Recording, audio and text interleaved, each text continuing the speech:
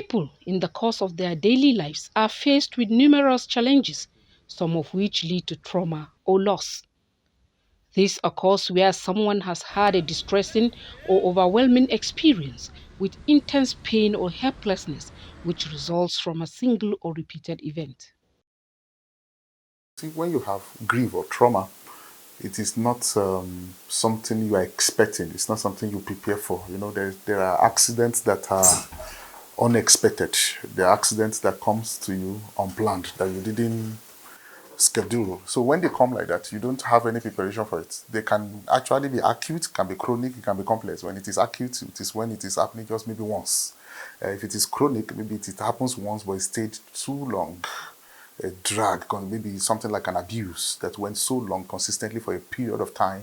This is a singular event, but it was continuous, consistent. That is a chronic. It becomes complex when you have multiple kinds. You have maybe an abuse, you have another thing, you have another thing, maybe three, four things at the same time to one person or at different times. Then it becomes a complex trauma.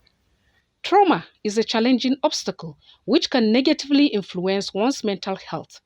People respond to trauma differently depending on the depth of their experience. I was molested as a child, and it affected me because it continued. It continued with friends, it continued with family, uncle, cousins. And as I grew up, I kept looking for places and people that would welcome me, that would accept me, that would love me. And eventually, a man, I found someone who I thought would love me, would accept me. And the journey started. It was a marital relationship that didn't end well, but rather it added more to my problem. At some point, there were domestic violence. There was a whole lot of emotional trauma. I became who I wasn't. I became very violent. I became somebody that I just needed any slightest provocation to get angry, unleash some anger, and do all manner of things. I was depressed. Despite the negative experience, life can take on new meaning when one is able to evolve from that traumatic experience from victim to victor.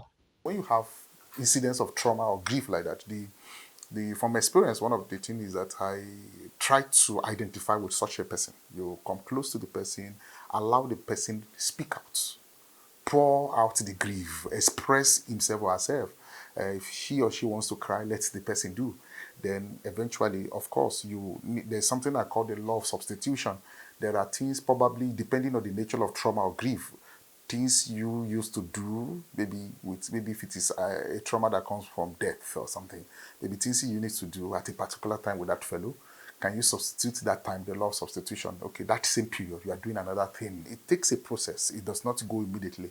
But at that point in time, anybody who is going through trauma or grief is encouraged to please voice out, express the pain, express the concern. And once you have somebody who can listen, it's a plus. The story you tell yourself about the ugly event will either tie you to the trauma or help you create a life you love by giving you new depth and insight of yourself. It's a gradual thing. You can't force a person that is depressed to come out of it. Everybody wants it therapeutic.